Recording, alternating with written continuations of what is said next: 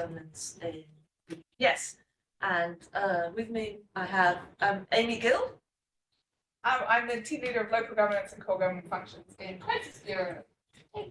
And we're delighted to welcome Marika Shimros with us today. And I don't have a long introduction for her. I have known her for many years, and we've had some very interesting, rigorous and challenging debates over the years. But I do have a little bit of a bio, and she can add more to that as she wishes. So Marika is currently Vice President at Wasara, and she can perhaps explain a little bit about what that institution is as well, for those of you who don't know it, and was formerly Director of Programs, Politics and Governance at ODI in London, and Research Director of the Secure Livelihoods Research Consortium, also at ODI. And it was in her role at ODI that I first came across Marika, and one of the reasons I'm so interested in this book and the findings of it is that I've been following that research for more than a decade, actually.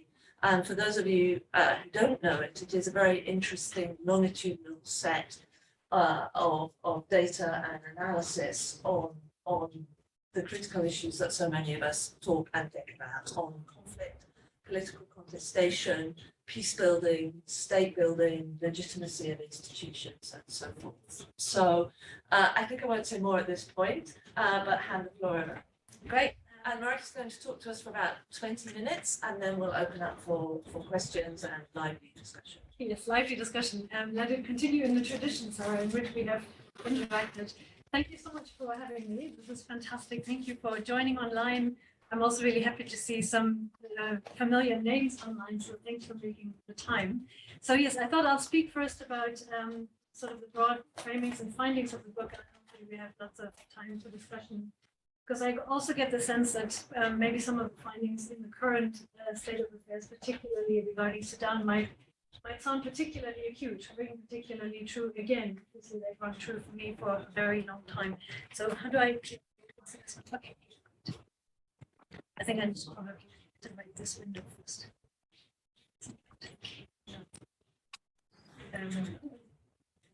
No, we just need to get to the right.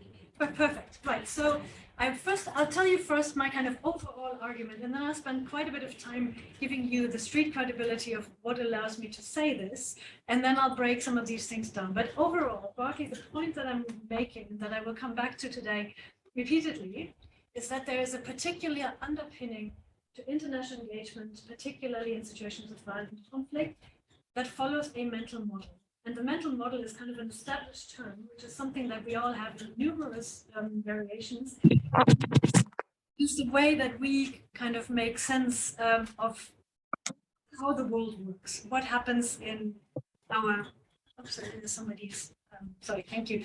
How we make explanations, how we think things will fit together, why A leads to B, and so on. It's our shortcuts for explanation. It's what we fall back on without necessarily reflecting. So mental model is not the same as kind of a strategic framework where we do a lot of reflecting and thinking through what would be a good way to engage something. It is much more visceral than that. It is much more deeply ingrained in our kind of own learning culture and so on. And so I talk a lot about this international engagement mental model.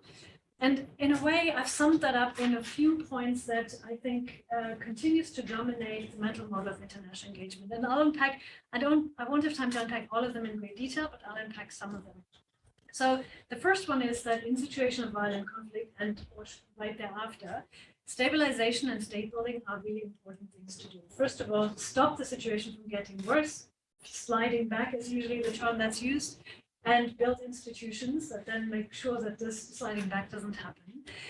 The second part of the mental model is the assumption that after conflict ends or nominally ends, lives get better, that this is an absolute, an almost automatic moment of improvement.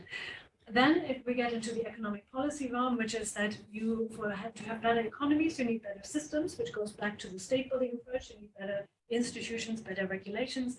And also that for the situation to improve, economic growth is ultimately essential.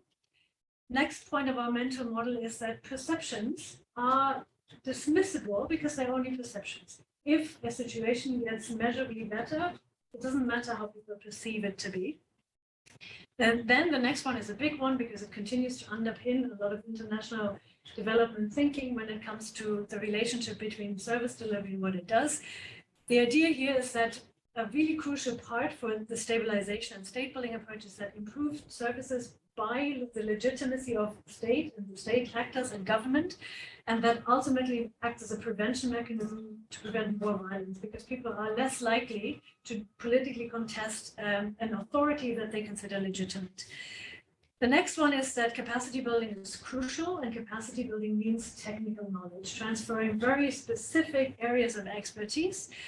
The next one is that to target effectively in programs, you need to target categories of people. And once you have identified the right categories of people, you can effectively target them. And then the last one is that really everything hinges on good program design. If you have good program design and flexible and adaptive program design and so on, then ultimately you will be on the right track. And overall, there's another underpinning part of these collections of mental models that I've given you here, which is that we need to understand causality to be able to then implement solutions that work. So the what works question, of course, is one that we're all extremely fluent in answering. And we will also be equally fluent in saying, what's the evidence that shows us that this will work? So evidence always implies that you have a kind of an understanding of causality, A leads to B. So this is the mental model as I see it. Shall I do it? Okay. And now I give you just a little detour into like the street credibility of why I talk about this in this way. So as Sarah was mentioning, this is built on the Secure Livelihoods Research Consortium, which was probably one of the last of its kind, funded by DFID at the time, multi-year research consortium over many, many countries. And you see the countries where we did the research in red, with really a huge amount of organizations all over the world.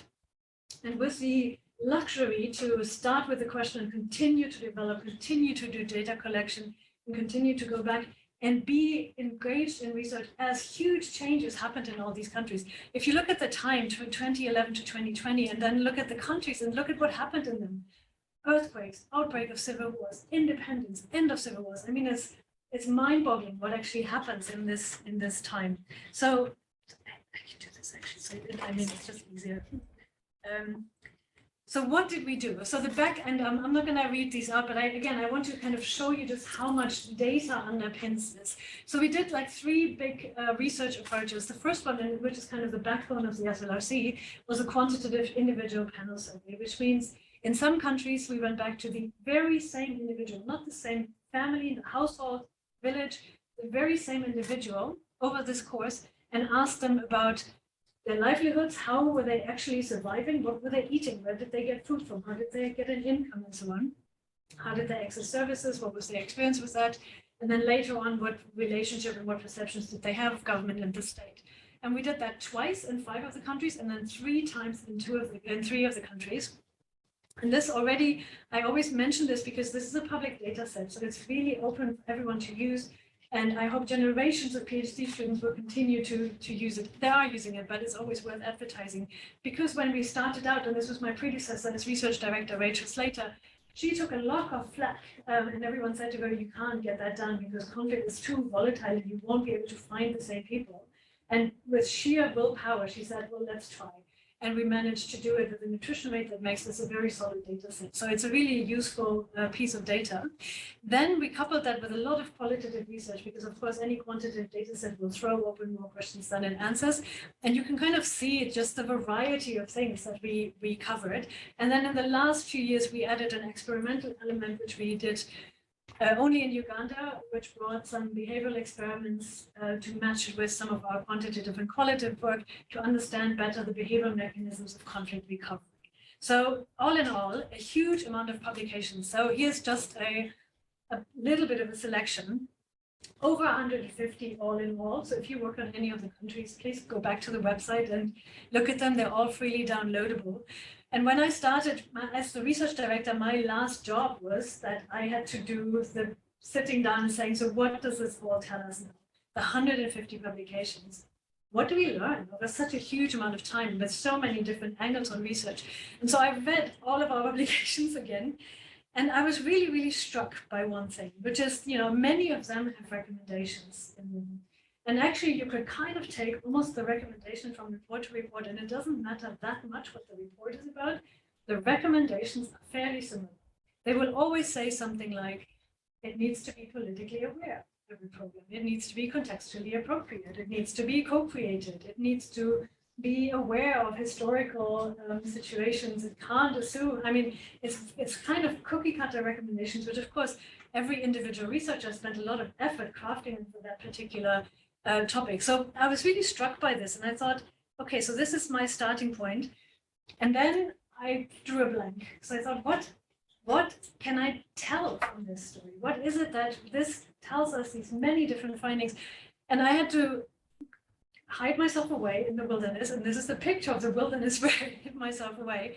So I went in the middle of the depths of winter to what I thought would be the most hostile place in Europe, which is the Shetland Islands, and took all these publications and read them and started kind of talking to myself and trying to figure out what is the answer to the question? What is the big answer that something like this tells us?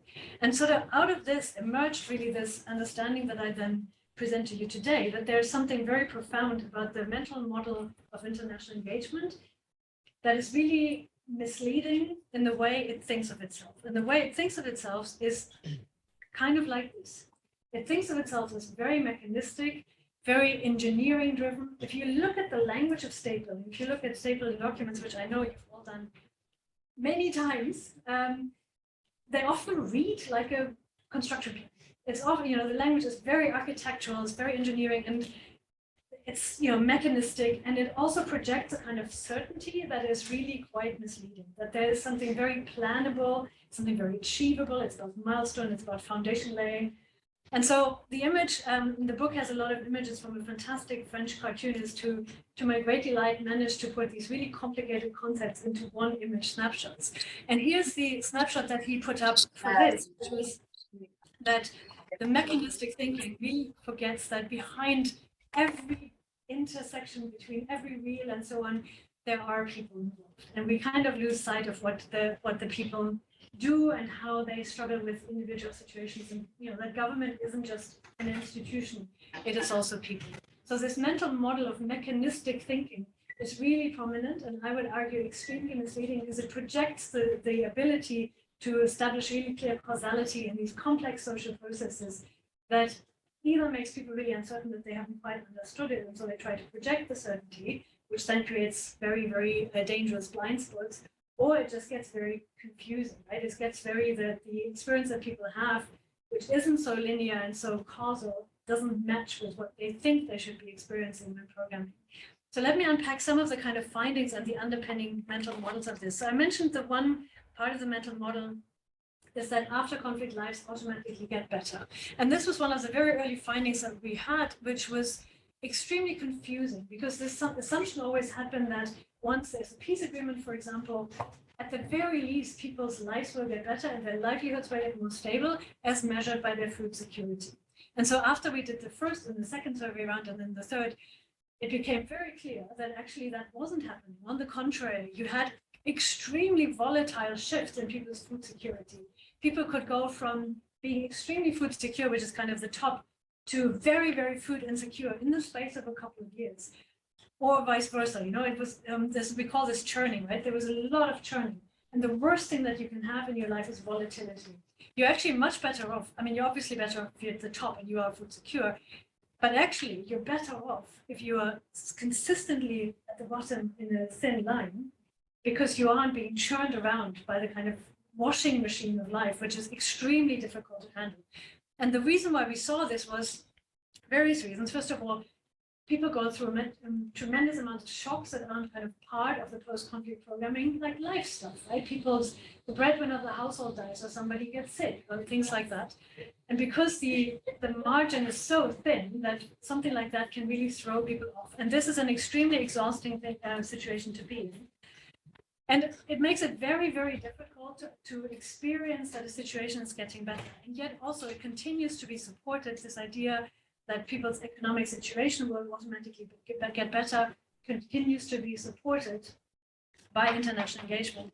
And there's another image that I used to explain kind of a misunderstanding there between an international view on things and how people experience it. And this obviously is a very famous optical illusion called the Penrose stairs by father and son Penrose, who drafted this, and then actually had real problems trying to figure out what audience they were speaking to when they presented this as an optical illusion. They didn't know whether engineers would be interested in this because they created something that you clearly couldn't create, or whether it was psychologists because it was a cognitive problem.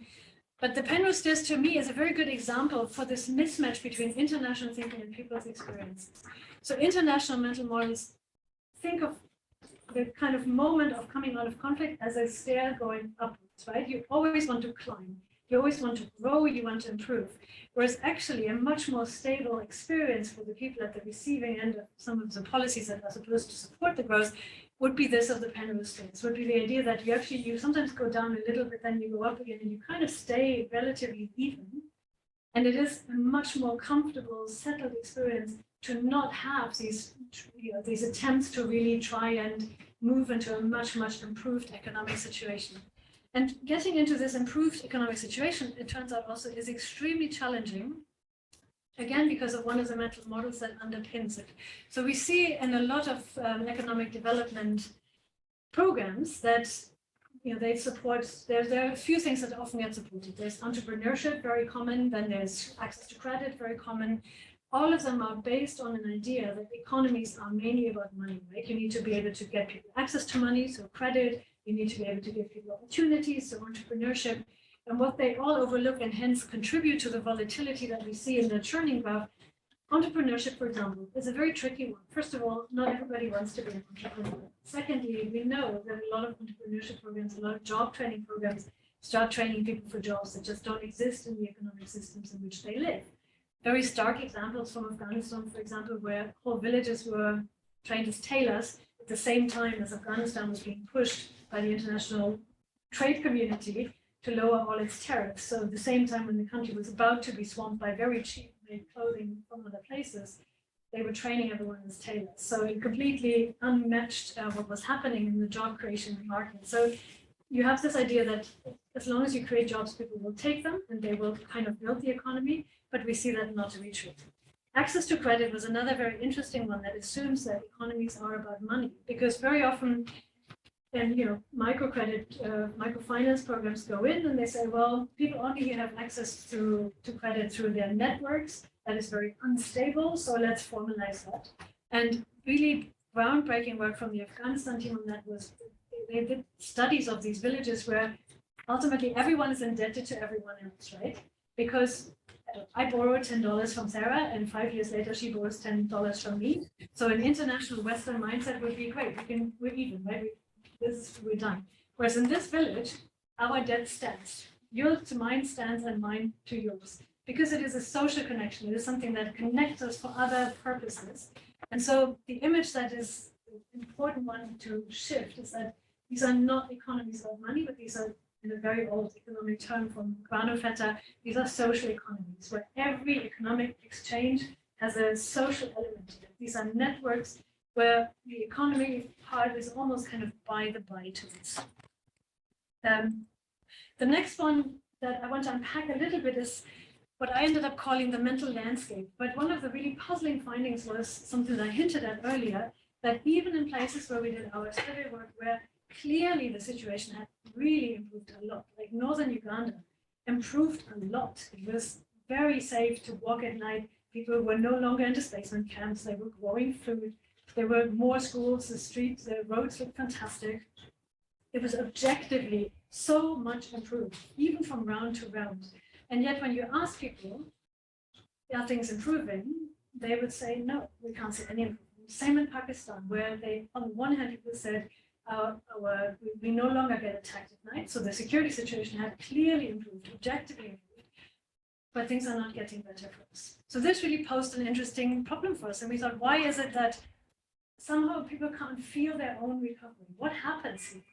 And this is the kind of behavior work that we started doing. And this is a concept we developed from this, that actually what we ended up calling the mental landscape is this really complex set of memories, of individual and communal memories of marginalization or humiliations, that then become the framework that you use to explain why a certain situation appears to you in the way that it does. So when you are in a situation where you experience something that is an injustice or that feels unfair in the moment, it's not that it feels unfair in the moment, but it builds on sometimes generations of certain memories.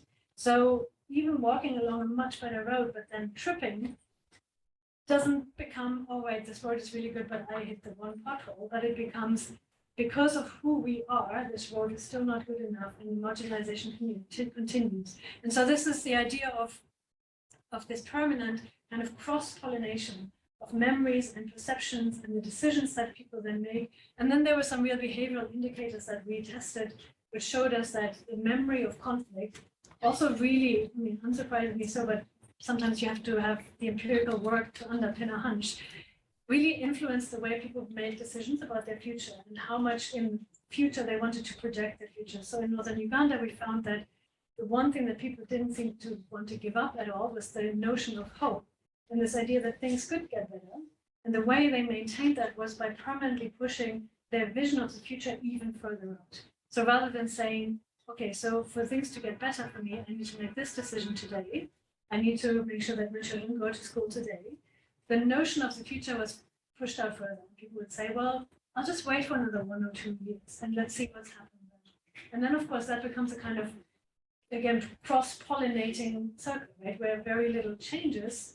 And that then becomes the next round of thinking things are not changing. So it's a very kind of complicated thing to unpack, to understand how these things intersect with each other. But this is another image that I think is quite helpful to have in mind when we talk about this, right? That actually this notion of, again, linear improvement, climbing up the staircase and things getting, better and economic growth happening and so on, isn't really how most people experience their lives. They experience their lives much more like this, where the clock gets turned again and the hourglass gets turned over. And then sometimes they might have a slightly different perspective for a while, but actually it is always kind of circular movement in which change is very, very hard to experience, also because the everyday struggle is so difficult. So then I'm now getting to the big one, really, which was this thing that we started to unpack, the underpinning of so many, particularly state building programs, which is that services are necessary for people to receive because they will increase legitimacy of the governing authorities, the state, the government. It's a bit tricky to unpack really of whose legitimacy is supposed to be improved. That is a really very strong axiom that continues to exist. Why? Because it seems so obvious, right? It seems so obviously make sense. If you get better schooling, better health services and so on, why wouldn't you think this is a more benign authority that is providing these? Now, we tried really, really hard to prove that relationship empirically. And it turns out we really couldn't. We bent over backwards in that relationship. The relationship between legitimacy and services is truly all over the place. And we just couldn't establish it in any meaningful way, right? Sometimes a little bit more schooling did a little bit to improve perception of local government, but sometimes it didn't. So it becomes kind of meaningless. And so when you then unpack that and you go, but what really happens there? Two things happen. I think, first of all, everyone of all, I mean, I've said it many times, I'm guilty, and we all say it all the time, context matters. But the one context that is always forgotten in this particular equation of services and legitimacy is the context of the gentleman who brought us the idea, right? Which is Max Weber on the left. So the 3 bullet points that are in almost all state building, programming, forming documents are Max Weber's idea of what a state should be, right? Monopoly of violence, deliver services, and have the means to raise the resources to do so, i.e. be able to tax your citizens, and legitimacy, right, in the eyes of the citizens. But of course, if you look at the idea, where the idea comes from in this context, he had just come out of World War I, discussing the nature of the state was very intellectually unfashionable at the time. He had been a German delegate at the Paris negotiations. He was very frustrated with how they went because he was somebody who had believed in multi-causality. He couldn't get his head around that. Everyone just went and said, there's only one reason why we have war, and that reason is Germany. And he wanted to be a bit provocative in a kind of polemic speech. And these 3 points became the 3 points that are the one imagination of what a state looks like, which are completely disconnected from how even Weber thought about this, right? Weber was a great believer in people's ability to retrofit meaning. So he wasn't somebody who would have looked forward to say, well, what works, but he would have always said, well, humans will forever, when they sit down and make an explanation, look backwards and make everything in the explanation fit of why they ended up here. And the example I always give to explain this is my poor brother, who doesn't know that I do this, but my brother was a teenager. He had 3 hobbies. He played the trumpet, he was a juggler and a mime, God help us, and he ran around with a Super 8 camera taking images, filming. Now today he's a cinematographer. In my family, there's this very clear narrative that he was always going to be a cinematographer because look, he always ran around with a camera. But of course, we would have said the exact same thing if he had joined the circus, right? Or if he had become a jazz trumpetist. So this retrofitting doesn't just happen in the case of my brother, it happens all the time, right? And this is why this idea of causality is so tricky. And the second part of this is, and that's the image on the right, that in this entire equation of services and legitimacy, it is again really overlooked that legitimacy and the states are all people. And people have volatile relationships, right? Changeable relationships. Sometimes relationships that are instrumentalized. So if somebody wants to access a service, they don't necessarily pay back by giving someone legitimacy. They might also just want to access a service. And actually, it might be a good thing in itself to provide the service. And we saw this in many examples where it was very confusing when the service had improved and people's perception of the service was still quite dismissive. So for example, health services in Nepal, where access in the marginalized communities had measurably improved. People didn't need to walk as far and so on, but they said this is still not good for us. And why? Because when they went to access a health service, they felt often treated badly, disrespectfully by the staff. And the only reason they could make sense of that was by saying, that is because of who we are. That is my identity. So actually, the state that provides this health service to me uses it to also continuously send the message to me that I am really not worth receiving this in a proper way. So it kind of repeats and then reinforces the feelings of marginalization rather than break through them.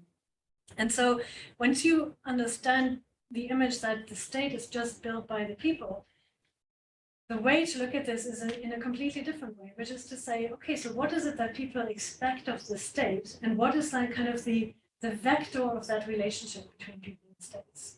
And we found that the answer is, it depends. It's very different. What an important issue is depending on the context in which you are. So in Nepal, the health services and treatment of health services was very important. In Pakistan, people were quite okay paying for health services because they had never expected their state to help them with that. But their expectation of the state was, the state really needs to protect land rights. And if the state doesn't do that, it was a real signal that they were being marginalized. Sri Lanka is very prominently education. This is the issue on which the state-society relationship was negotiated. Even at the height of the civil war, the Sri Lankan government was still delivering education in Tamil Tiger areas because this is so profound in the kind of founding myth of Sri Lanka. And so we moved to this notion that you need to look at the specific salient issue for what the expected relationship is between state and society and identify and understand the historical background to that. And that could be a way to work on the state-society relationship, but it can't just be blanket services. So the next one that we also then realized is we were trying to figure out state capacity, and it turns out, much like legitimacy, which is very hard to measure, like how much does 100% legitimacy weigh, right? It's really difficult to say. State capacity also is one of those things. Again, it's very Max Weber. The state needs to have the capacity to deliver services. But what does that mean, right? It's very, very difficult for us to measure that.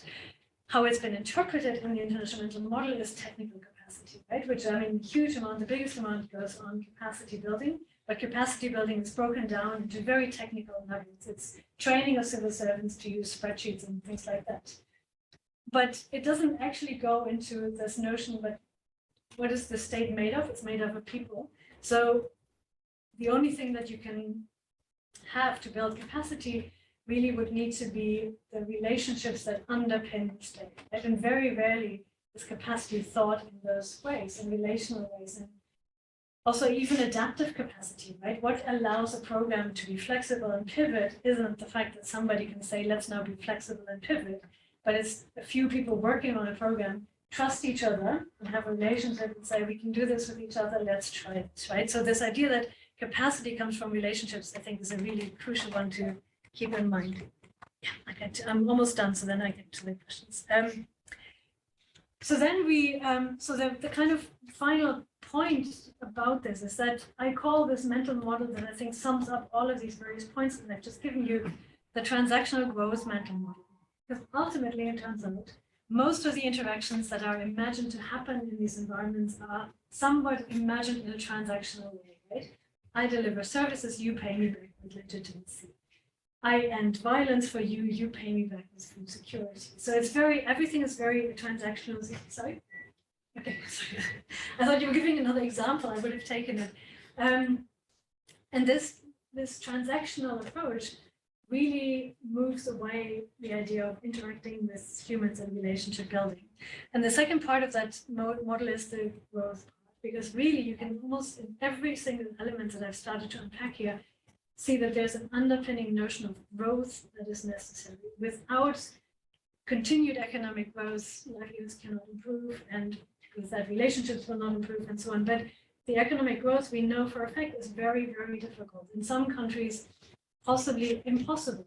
I mean, the Afghanistan team made that point quite starkly to say, very often certain countries are considered late developers and they will catch up. But in the case of Afghanistan might be too late because of the way land usage and population interact with each other. Because demographic growth has led to the land parcels that people have for livelihood to be so small and continuously getting smaller that they won't work to support a livelihood. They barely work now to support a livelihood that is based on growing poppy on those small parcels of land. They certainly won't work even if you grow saffron, which is another high value but very volatile crop. So this idea that somehow you can economic outgrow a lot of your problems, which underpins implicitly or explicitly a lot of these approaches, is really would require some rethinking. And so the book ends in a kind of afterword, which is an interesting one. I co-wrote that with Stephanie Buell, who was at the time, who's now the country director in Cameroon for the International Rescue Committee. At the time was the manager of this research program that I mentioned earlier. And in a way, we kind of turn the practical tips on the implementers and says, you really, we all really need to take a look inward and say, what are these mental models and why do we continue to believe that something will work, despite the fact that a lot of experiences show us that they don't. I mean, Sudan is the latest example, right, where this moment of stabilization was seen as the version of the next path. But we know that stabilizing moments very often then create a scramble for the resources because the people who held the power when the stabilizing moment was implemented will make damn sure that they don't lose access to the power and resources. And we kind of see that play out. So with that, I give you the kind of revisions that I offer. And then with that, I'll close. But here's how I think about this overall. So you have on the left the old mental model of what happens in these. And I won't go through all of them in detail, and some of them I've talked about. But these are some of the revisions that I think are really quite necessary to understand that the moment you stabilize the situation, you're stabilizing whatever dynamics were in place, whatever conflict dynamics were in place, and you just move the resource competition into a different stage. Lives will remain volatile because of a lot of what's on offer to make them less volatile actually contributes. People often service one debt by taking on another, for example. We need to understand these ideas of social economies, that sometimes the worst economic decision might make the better social network. So disrupting the social network might be really detrimental to people. Perceptions aren't just perceptions, and if they're not the right thing, then people can dismiss them, but they are how people experience their life. They are what's real for people. That's the mental landscape. Legitimacy is certainly not one of those things that can be transacted. It's a very volatile good that is negotiated along very particular lines. Relationships are the capacity needed. I haven't spoken so much about point 7, but people's own understanding of what categories they belong to is much more complicated than the kind of targeting implies. And the next one is kind of the big one, that good program design cannot work unless the relationships are in place that underpin it. So that the relational approach really becomes very important. And then the last one is on the overall metaphors and imagery, which is the engineering and architectural and building blocks metaphors, that we really just aren't. We aren't engineers with a solution. And this is not me saying, here, I have a new version of the solution. This is a better solution. This is me saying, no, none of this is going to work with certainty. So the kind of mental imagery that needs to underpin it is really one of ambiguity and contradiction and allowing uncertainty through the relationships that number 8 kind of implies. So that's where I landed. The book in which I wrote all of this up is open access, freely available. So you can download it here, you can find it. And I would love to hear thoughts and feedback. Thank you very much indeed. There is a lot there. I can see that there are already some comments in the chat, but I just logged on a bit late myself, so I can't see what the comments are. But we'll open it up for a conversation. A lot of what you said is very provocative and quite, existential in relation to the type of organisation UNDP is, and the types of programming and work that we do. And that was one of the reasons I was keen that you should come. We've had this conversation. I think many of us live with those existential questions, and it's good to have a space to talk about them. So I suggest we open it up for about half an hour. I think we've booked the room and everything till 2, but let's see how it goes. And I know people are busy and have other things to go to. Do we have any questions on the chat? We do. Can we show the chat? Is that possible? And then. I don't know. That's very interesting. I don't know actually, because we don't have the same. Can you see the chat? I can see the chat. Okay, so maybe why don't we take some of the questions in the chat and then open it up in the room. So I can read the question from Maria. Thank you, Maria, for your question. Maria is asking, regarding the connection or lack of connection between services and legitimacy, can the opposite be true, that lack of services leads to perception of illegitimacy? This is a very good question. And in a way, the same holds true for this that I said before, that this relationship between services and legitimacy is just wonky in any direction.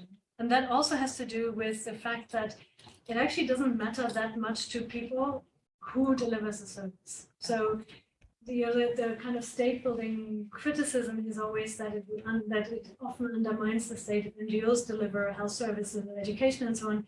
But actually, we couldn't empirically establish that. So people could be very happy with a local government in places where they also said, but we know that actually the services here are delivered by an NGO and so on. And at the same time, the opposite could also be true. It's just a really, really difficult relationship to measure empirically, to the point of difficulty where I almost got to say, I got to the point where I thought, it's kind of a pointless exercise to try and prove it, because trying to prove it continues with this mental model of certainty, right? Because it's also, once you unpack it and once you see this relationship crumble so many times in front of your eyes, it becomes really clear that even in the best of circumstances, it is probably fleeting, right? Because there might be somebody who has a very positive experience in one service, but then a very negative experience in another. They don't then sit down with a spreadsheet and go, okay, I give them 80 here, but only 5 here. So what's the sum of all this, right? That is just not how people experience their own life and how they navigate their needs and the institutions that might help them fulfill these needs. So I've gotten to the point where I think this, trying to get to this with this engineering precision to say, we know exactly that this works or doesn't work, is kind of pointless. So I think the answer for me is always, delivering services as a good in itself is a very valuable thing to do. The amalgamation of wrapping that up with also creating legitimacy is probably not very helpful, and maybe a little bit of a mirage in the state building mental model that might be worth getting rid of. Because at best, we might know the specific issue that is important to a community, but this could be very localized. This could be very, very local communities who have a particular version of how they would like the state to act. So I'm no longer sure that this is really a useful path of inquiry. So yeah, it's establishing that relationship either way is empirically exhausting and a really, really difficult endeavor. Great. Are there any other questions on There's something there, but this we can't now see here, which is Okay, okay. If you can see them, can I see them? Oh, no, There's there a it couple was, I in the think. room as It's well, coming. so. Yes, came. it's here. It was first Claire, was that Claire? Claire, yes. Claire, do you want to unmute yourself and speak? And if you want to speak and you're online, if you can raise your hand, I should be able to see that on my phone. And we also have a couple of people in the room. Claire, go ahead. Hi, I don't know if you can see me. I do not see myself, so I don't know what's wrong with the camera this end. But you can hear me, perhaps? Yes. Okay. So yeah, my question was about intergenerational efforts to improve livelihoods, notably by investing in children's education and building economic alliances, and that these efforts can be reinforced through larger support services or indeed economic growth. And how do you factor this in your analysis, where parents try to improve the situation for the next generation? Over to you. Yeah, no, this is a fantastic question. This is where, I mean, as if it wasn't already complicated, this is where it gets really complicated, because this takes us into the kind of mental landscape thing. So I think two things happen that we've seen in the intergenerational part. One is that the promise of what happens through the investment in education remains often unfulfilled, because of course we know that the better jobs that someone is supposed to get based on a better education really often don't exist. Very often the imagination of that job is either an NGO job or a government job. NGO jobs can be very fickle. Government jobs can be very, very hard to get to unless you have the right networks. So and again, this is also where time plays a role.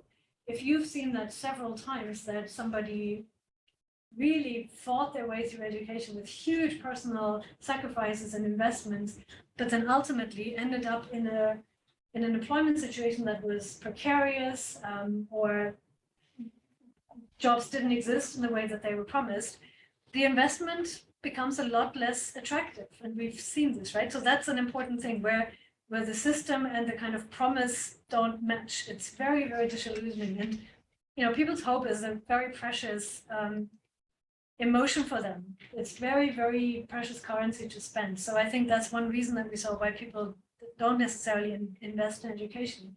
The other one is the mental landscape part that I mentioned. So in the very limited experimental work that we've done, we saw that people who remember the violent conflict had a very different way of making decisions based on their risk preferences. So it actually has a measurable behavioral influence of what you remember of the violent conflict. And in this case, we saw that they are a lot less willing to invest in the present and rather wait for the future. Now, this is counterintuitive because the wisdom has always been that one thing that conflict does is make people really short-sighted. Because you don't know what's going to happen tomorrow, you spend your assets today. And that's why you don't do this. Whereas we saw something a little bit different, where people kind of projected the possibility of hope into the future and said, well, I know there are some programs here where we can take up some credits for entrepreneurship, but why don't I wait for a couple of years, because then things might get better. And then, of course, a couple of years and 5 and 10 years go by very, very fast. And all of a sudden, there isn't an experience that things have notably improved for either generation, for the parents or the next generation. And so really, it's that cycle that I think in a lot of program implementers experience as this disengagement, right? Where they're often very puzzled why programs aren't being taken up, why people aren't signing up to entrepreneurship programs or training programs. But the kind of mismatch between what people get out of it is really quite stark. And so that's where all of these things kind of work together in such challenging ways, because if ultimately the notion of using education for a better job is still rested in the need for economic growth, but it is really, really unclear where economic growth might possibly come from, and also who would benefit from it, right? It's also quite interesting how often implicitly dare I say it, there's still a notion that trickle-down economics will work, right? That if there's some economic growth, ultimately most people will benefit. But of course, these are situations where elites have really tight grasp on making sure that resources are controlled, right? So really, the trickle-down thing, I mean, doesn't work in the best of situations. It surely doesn't work in the worst of situations. And so that's where the various things work together in very unhelpful ways. Great, thank you. I can see that Ferdinand and Juanco have raised their hands, but we have 2 questions in the room, so we'll come back online in a minute. Yeah, thank you very much. My name is Fabio, and I'm the business event advisor in Tunisia, currently assignment here in New York, UDP.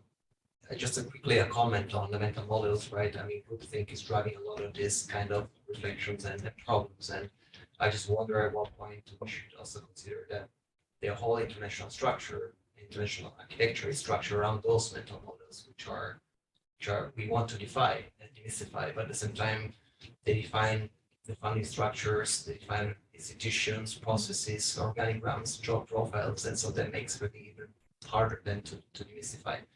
But beside the comment, my question was more on the mismatch between perceptions and results, right?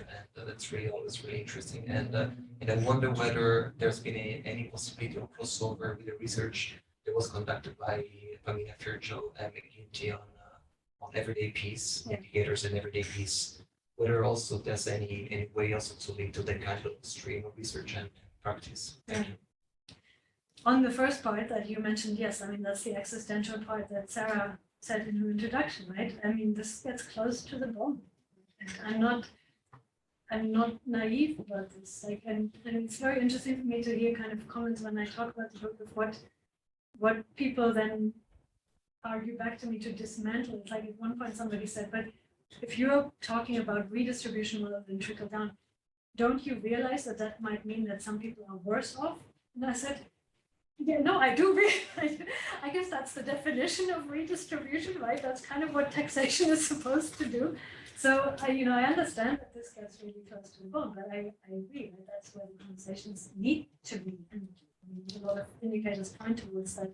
Yeah, Roger McGinty and Pamina Fish. So, Roger and I have conversed on this a lot, and the everyday peace indicators is a very, less multi-layer, but a really fantastic version of this, right? What is it that makes people feel safe in their everyday life, and how do they change their behavior? And I guess the story that Roger always tells for the idea he had when his father in Belfast took down the boards from his shop, right? And that was the moment when Roger said, okay, now I understand, he doesn't think that this shop is going to be attacked anymore. And so that became a shift. And that, of course, is then what in behavioral science you would call signaling value, right? If people see this and say, okay, the shops are no longer boarded up, maybe I can walk here at night. It's a shopkeeper who knows a lot. And that becomes the next version of an implementation of peace, right? So this is absolutely true. And I think what is so complicated about some of these contexts is that there's so many things working together. So if you take the boards down from your shop, but you don't have enough to eat, and an illness, not a very serious illness even, can put your family from relative food security into abject poverty in the space of days, weeks even, it's very, very difficult to have a kind of even experience of this, right? And this is where a lot of these, also the international approaches, are so intertwined, but in ways that aren't mutually constitutive at the moment, for reasons that we all know, because it's a very siloed world, right? The economic development advisors don't often talk to the social development advisors, so it's very kind of technical. But I think that's where the problems arise on how the overall situation really improves. Thank you. I'm curious to look at the data set. Bringing it back to the perceptions and service delivery, I'm just curious, did you look at instances where armed non-state actors were the service providers? I know you had mentioned NGOs, but... Yeah, I think in our cases, because of when we did the surveys, that wasn't so much the case, right? Because I mean, the Sri Lankan war is finished when this program started and so on. But there are indicators of this, of where people put legitimacy. And I can send you the link for the data set, because obviously it's open access on the UK data and so on. But the provision part, I would say, from what we saw on some of the other data, which wasn't so specific to armed actors, is that it doesn't matter that much. That relationship between legitimacy and provision still depends on a lot more. In a way, it's often that somebody is legitimate kind of regardless of what they do, or they're illegitimate regardless of what they do. And people take services from actors that they don't trust, right? It's a completely different thing. Great, we'll head back online now. We've got Ferdinand first. Would you like to unmute yourself? And lovely to see you, Ferdinand. Long time. Hi, Marek. Really great to see you after many years, and really excited about this this piece of work. I will admit that unfortunately there were multiple interruptions. I think internet had a hand to play, so I guess I'll be among the first to buy the book and watch the movie and everything else in the queue. You don't have to buy it; it's free. It's open access.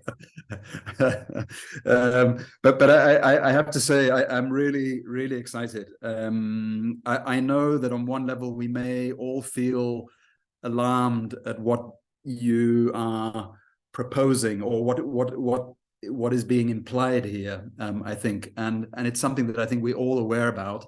That suggests that we are working in environments that we really only scratch the surface of very often, and that our mechanical linear ways, our very narrow timelines, the pressures that are applied by different agendas, means that we exactly this is the antithesis. And that's why I love the idea that you use the expression cutting close to the bone, and I think it's high time that bone should be cut, and that we should wince at the idea that we're meandering around these landscapes, thinking that the outcome will be one of great, anticipation and benevolence and good outcomes, when we know that that's not true in many cases.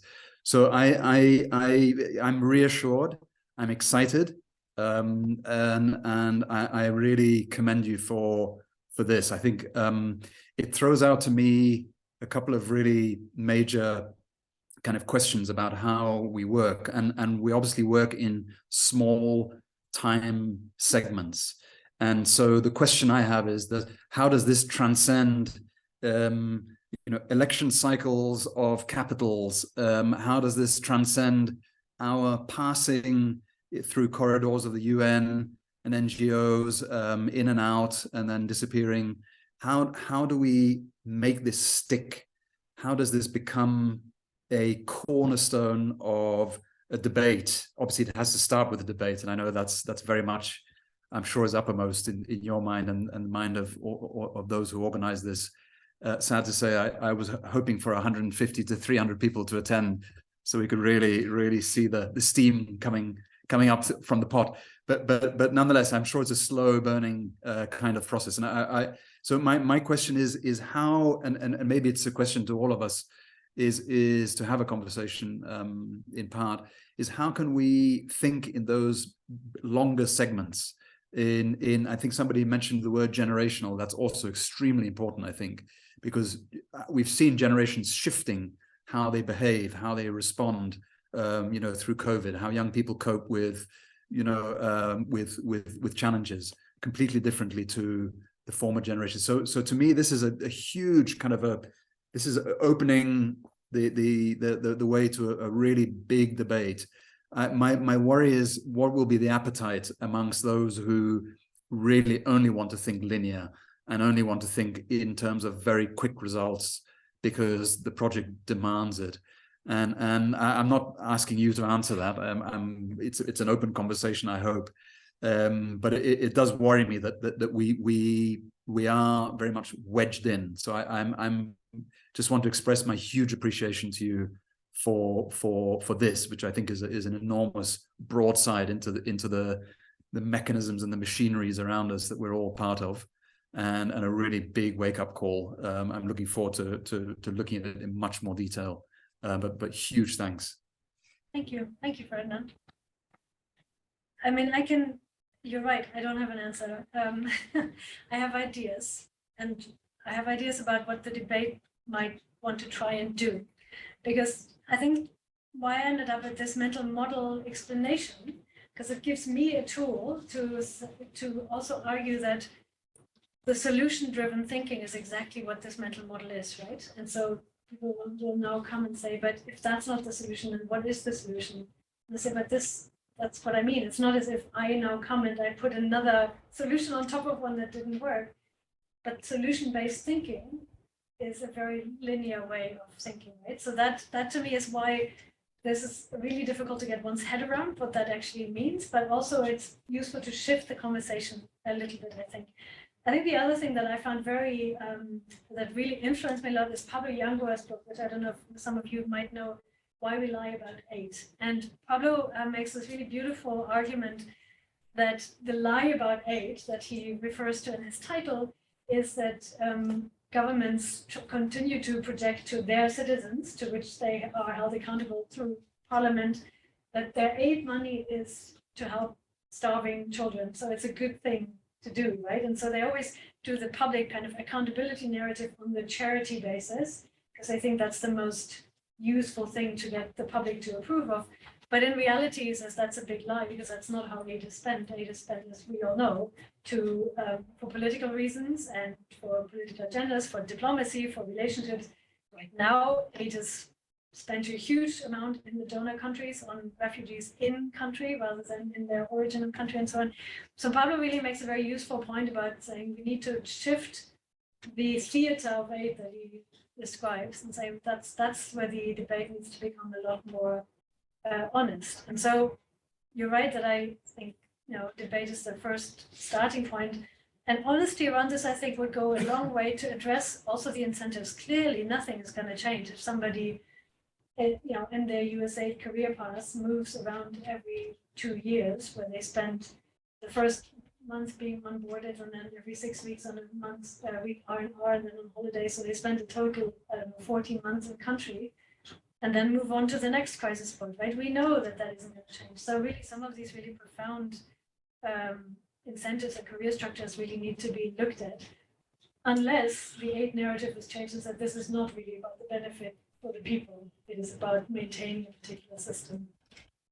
So those are my thoughts. But I guess the exciting thing for me is also that I've now kind of released this, right? And I feel that what comes back now in the debate will be a lot more exciting than really what I have to say about this, right? So I'm very curious to see where that debate will go. Thank you. Next, we have Kwaku online. Okay, yeah, thank you very much. I'm speaking from Dakar in Senegal. Talking about, and I would like to thank you very much for your brilliant expose of this pertinent academic work that you have really put together. It's a very great analysis. As a former academic, I think I really appreciate your effort, and I really associate with it, with the glory of it. 2 days ago, when the Secretary General was talking, he spoke of, he was then launching the special edition of the SDGs Progress Report. That was 2 days ago on Tuesday. He spoke really scathingly of the world situation. He said that we're leaving half of the world behind. He said 12% of sustainable development goals will be achieved on target only, that's by 2030. He said that half of that the SDG, in fact, will not be achieved definitely, and that only 12% of states will have that achievement. He spoke of a situation where the third world is virtually drowning in debt. He spoke of the failure of the 0.7% donation that had been made, or the promise that had been made. He really called for a change in the world system, the world order, totally. He seems to be really locating the suffering of Africa, and I'm speaking from since I'm located here in Africa, the suffering of Africa, or the international situation in which Africa finds itself, mainly to factors outside Africa. Okay. I would like to know what kind of shifts, not to know from you exactly, but just we consider what kind of shifts at the individual level will be needed really to address these issues, since we are talking of shifts and probably things that are individual to the solutions thereof. We have often conceptualized it, and you have really brought in the idea of the individual dimension, which I think is very important. We have always conceptualized it in terms of nations and institutions and so on, but there's this individual dimension which you have highlighted. What kind of shift should happen in our case in order to address this situation globally and internationally? Because we have probably tried everything. We have been sloganeering a lot. Africa rising, Africa descending, Africa sitting, Africa jumping, Africa moving, Africa this, Africa that. And yet things are the same as they have always been. And the Secretary General just 2 days ago was really, I don't know whether I have seen that it's a long thing. He was really talking of a very dire situation that we have to address as a people. And I think we have to really look at it. And I would like your views on that. And I'm really not worried about the fact that we are very few here. We are 12.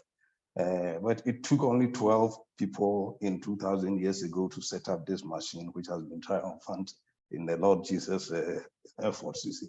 So the fewer, as they say, the merrier. So I would like your views on what you say about this and the shift and what we have to do as a people to really improve the situation of the world today. It was even not just talking of Africa, but the world, the development world as a whole. Thank you very much. Thank you, and that is such a fantastic imagery, the 12 people. I will not forget that, Kwaku, that's fantastic. But actually, on a more serious note, in a way, I think that's a fantastic starting point. I think one of the things that is much easier for me to do, because I, by definition, get the kind of smart-ass researcher privilege, and I can kind of sit in the corner and pronounce that more research is needed, and this is all the things that need to change. And I, by definition, have that role. And in a way, I have to play that role, right? It's also necessary to send out publications. But the relationship building in the other world, in the teams, right? The disciples, to be the one person in the room who says, but is this really the way we should do it? And do we need to think about relationships and so on, is really, really difficult. And very often, and I've been in many of those kind of meetings as an observer, very often when somebody puts in a concern like that, like, have we really paid attention to the people, and do people really want this and all these things? Does this really work with the economic system? And it can easily get dismissed as being kind of cute or naive, or somebody isn't really on top of things.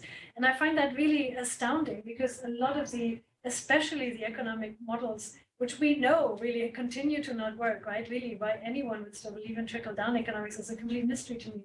But they don't get that label, or that's a bit cute, right? So to have individuals who also kind of have each other's back in these meetings, so that there's not the one person who says, wait a second, are we building this on assumptions that we so badly wish would hold true, but actually we also kind of know aren't? Are we just doing this right now to deliver a program because we know we have to, because we know someone will be very upset if we put a halt to this? To not be alone in this, I think, would be a huge step, right? And whichever version that is, I don't know the specifics of that each situation or each critique, but that's a hard position to be in, to be the kind of yes but person in the room and be completely alone in this. I have a yes but question. No, okay. So just when you were talking about the why we lie about aid, I was thinking that at the moment the donors are sort of using the word localization in one of the many definitions that they have, but the idea that now we should give more, they will give more aid to local organizations. And thinking of the sort of yes but idea is from if you hear it, it's like, well, and then it will come to the local economy or goes to local organization. That sounds like a really good idea from that point of view. But if you look at your mental map and assumptions, you're potentially entrenching conflict dynamics that already exist. Who really runs NGOs in most of these contexts is the elite. What system are you actually supporting with that? And does it make sense? And this is a query, a wide query for you to answer, so I can talk to Dave about it next week. Yeah, can I just add on that also, because I was thinking, I think I've heard of Why Do We Lie About Aid, but I haven't read it. And then I'm thinking, actually, I think we're stopping to lie about aid, or there's less of a lie going on about aid, not necessarily amongst development professionals themselves, but I think the aid paradigm is breaking down. Frankly, I think I was talking actually to my husband about that. I think we're seeing the end of the development era, that was established in the post Second World War. So then what? Do we just this, and here we come to my existential. Do we just say, well, each to their own, or actually, the latest thing everybody is jumping on is localization, and I share Amy's concerns about that. So what do we just say? Well, development practice doesn't work, so we tried that. Never mind. Yeah, so for me, this is very interesting. And I make this point in the book somewhere that for me, this is very explicitly not an anti-book, right? I really believe in collaboration. I believe in the ultimate idea that the countries with more need to give to countries who have less. And also historically, the reasons why they have more is because they took from the countries that, so all these things hold very, very true to me.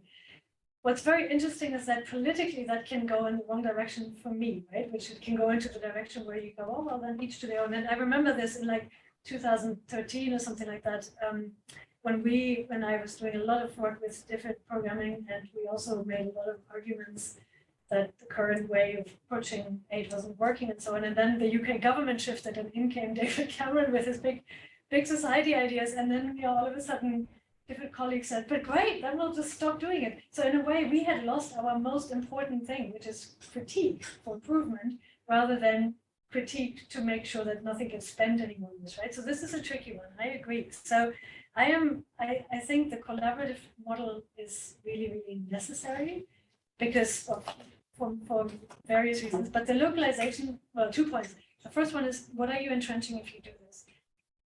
In all honesty, I've come to the point where I think, but that is true on every level. We know that to be true. Again, Sudan right now is such an acute example. So is that a fair trade-off to say, we're okay making sure that Salva Kiir stays in power because, once upon a time, we supported elections that now made him a legitimately elected president, but we can't support the local families and has their hands in all the local businesses, right? So that kind of judgment, I think, actually can't be on the interveners.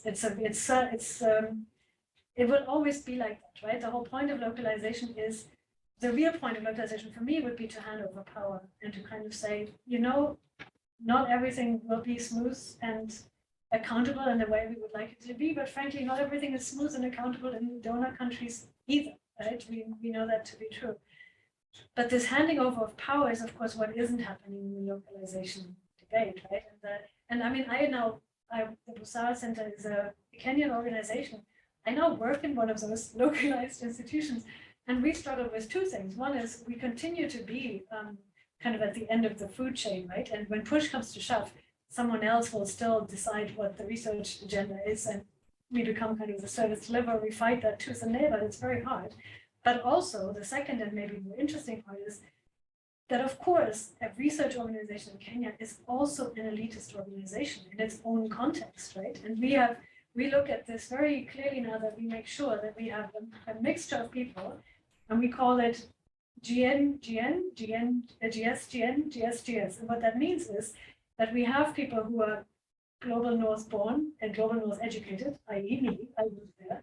We have a lot of people who are global south born but global north educated, who come back and who are very different people, right? They act as translators, they are very much part of the elite, and we really pay attention to and make sure that we have people who are global south born and global south educated to try and buffer this, because we can't find any other way to buffer this, because knowledge creation and research is an elitist undertaking, right? So this idea that, we're not as removed like an organization the global north would be, but we are still an elite in that context. So I think the notion that you can break through all of these things is not a very valuable one, right? Because maybe that's again too much engineering, right?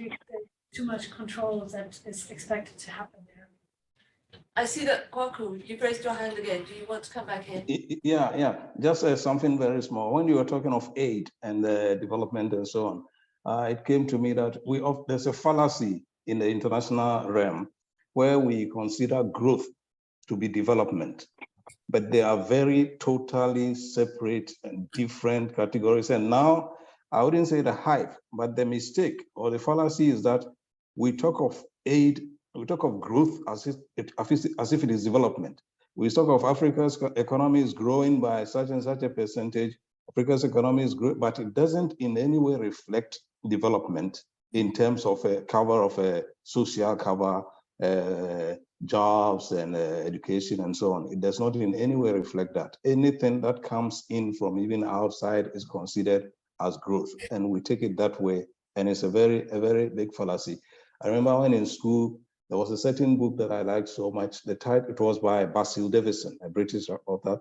The title was, Can Africa Survive? Arguments Against Growth Without Development. Can Africa survive? Arguments against growth without development. And I still see it on the web, and I go through it from time to time. And it's a very important point that we have to underline when we make analysis for development, also for academia and so on and so forth, that we really, if we will be on track, we have to really debunk or deflate that kind of fallacy. Yeah. Thank you very much. Yeah, no, I think that's a crucial point. This equation of economic or equaling development, or one being the instigator for an automatic following of the other, which we know not to be true. And it's from two sides not true, right? It's not true because economic development doesn't automatically benefit everyone, but also secondly, because we also know, and that's really for me was maybe some of the most surprising findings of the research, that people don't make decisions based on the transactional growth model. They often make economic decisions quite knowingly that aren't to their benefit, right? They often go to the more expensive trader because it's a social relationship that is important to them. And they do things that economically don't make any sense, but that create the social support network, the social welfare network, that they correctly know the state isn't going to be for them for a very long time, if ever, right? And so, and we also know that people, and that was very interesting work in Uganda, where this puzzle was, why weren't people taking up the jobs that were on offer? Because the notion for such a long time was like, jobs will solve all problems, right? And especially if you get young men into jobs and they won't become rebels, etc. And yet people weren't taking up those jobs. And the explanation that the Ugandan colleagues found was because a lot of the jobs that were on offer were very precarious. They really provided barely a living. And some of them were quite undignified or required moving from your social network, required moving to the city, required for women working in bars, things like that. All of those things that would have weakened their social networks because they lost dignity or they lost connections. And it just wasn't worth it. Ultimately, having the social network is much more worthwhile than having a meager income, and one that's often also precarious, because the social network is the support network, right? And that's for economists, that's a very, very tricky thing to get their heads around. We always think that people will always seek for the most resources, but even, that famous hierarchy of needs that for a long time people always thought was how people made decisions. We now know that that's not the case, right? People make very often social decisions rather than economic decisions. We have one more question in the room, and then we'll wrap it up. Thank you. So because this is obviously wonderful and very interesting, and I work in Nigeria, here in the Northeast, in response to the crisis there, and we're implementing a project on stabilization. So this is very interesting in terms of the existential aspect of it, and in terms of how Frelia spoke about the short-term implementation of the projects that we have. So it'd be interesting. My question is, we look at generally in terms of the services that are being delivered, and we have short-term perception surveys which don't look at the long-term. So I would be interested to know the trends and first, if you looked at the relationship in terms of the services that are being delivered and the trust in the government. And so if that was affected or if that changed, so in terms of the social contract, and if the trend is in the beginning, it looks like, because from what we see is it increases the trust in the government. So if that then changes over the years, or does it first start off being that the trust builds and then they maintain it, or it just doesn't build in that instance at all? There were any trends that you saw in the data set. Yeah, so we didn't work in the area, unfortunately, but so there's a couple of really complicated things here, right? So the one I already mentioned, legitimacy, is actually hard to, what is it? Trust is a little bit like that as well, right? So it's actually really hard to measure. If you ask a direct question, it's often not that helpful, really. But it turns out the other thing that's really complicated is to say, well, what are you trying to find out? Whether you trust the state. The state is a very amorphous, for some people, I mean, if you ask people in Eastern DRC, how do you feel about the state? They're like, what are you talking about, right? The state has no reach into that area, unless every now and then it appears in the form of very violent soldiers, right? But so it's really hard to actually measure state building in areas where the state isn't a construction that is meaningful to people. So then you ask about the legitimacy or trust in government. That, of course, then that would become actually interesting for Max Weber, right? Because a lot of the time, his idea of charismatic legitimacy, so based on not what anyone does, but the charisma that they have, that still shines through, right? It's for a long time that narrative held in South Sudan, where people said, yeah, well, leaders want, not the greatest, but they were our freedom fighters. So, that charismatic idea to legitimacy is still quite present until it breaks down completely. But we really saw that relationship is so interchangeable, and the tightest connection that we could see was maybe unsurprisingly on the very local government level, where you have a lot more direct accountability, right?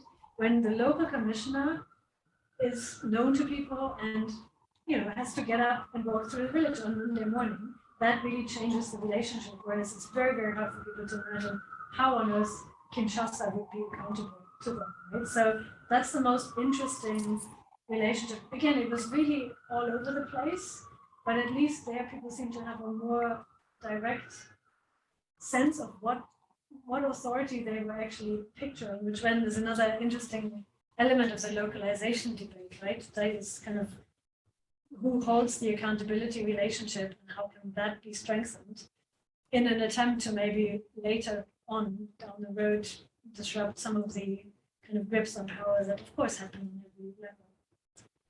I think this is just wonderful because we talk about the local government and the relationship there is strong because that's where we assess from. Because mostly it's not in Nigeria, it's a federal system, and so it's the state government and the state governor that pushes and drives the projects and the things that are being done within that state. So in that case, then I guess it would understand or it would explain more why the perception and trust, because he's there with them, then it shows the difference and it shows that, okay, yes, we believe and trust and the state at least at this level is able to provide this and not really at the presidential, the federal level. No, although I would say that my predecessor, I don't know if she coined the term, but she always used it, so I'll just give her credit. She always made that one wonderful point where she says, trust arrives on foot but leaves on horseback. So actually that is still a very fragile relationship, which has to do with all the other elements in people's life, right? If you have been hit by an economic shock because the breadwinner of the house is sick and your food security is all over the place, it's kind of humanly impossible to say, but in all of this, I still have a space in my heart to trust my government, right? So I think often what international development programs also do is they almost expect people to be a little bit superhuman, right? And to overcome a lot of their human tendencies, and particularly in post-conflict situations, they expect people to be overcoming real trauma, loss of family members. They expect them to be forgiving, to participate in reconciliation ceremonies, to find a livelihood in an economic system that is very hostile to that and that doesn't give them enough land to grow their food. And do all this while also become active, engaged citizens that then challenge very often threatening powers, right? It's quite a superhuman effort that is expected. So it continues to be a very volatile relationship. And on that note, I think we will wrap up and was there another I question? think Musa has one question. Okay, sorry, I failed to spot that. I think it just came in. Okay. Yeah, so but this is a very complicated question to wrap up on, which is that the definition of state service provision and legitimacy varies from context to another and from one person to another. Very, very true, which is why this is so hard to measure. and from one person in one point in time to that same person in another point in time, I would add. So it's never linear, which is very true. So then the question is, in context where we have non-state actors providing services and international organizations shouldering provision of services, where does this leave the state? Are we talking about multiple states and governments that coexist in one context? So very briefly, because I realize we should wrap up, but we didn't find, again, empirically, a relationship where people who had gotten service delivery from non-state actors or from NGOs had a particularly systematically similar relationship to their state actors. So there's no linear relationship between saying NGOs do all the service delivery here, so people trust the state in that area less, right? So it actually was not as driven by the actor, but people either liked the service or they didn't. But I think the question of multiple states and government isn't a hypothetical one, right? I mean, in reality, you have that in a lot of these situations where you have multiple levels of government, because there's a certain level of government at the national level that really doesn't interfere a lot in people's lives. And then you kind of have the experience of local government, which is very varied for people. So I think that fragmentation in reality already exists.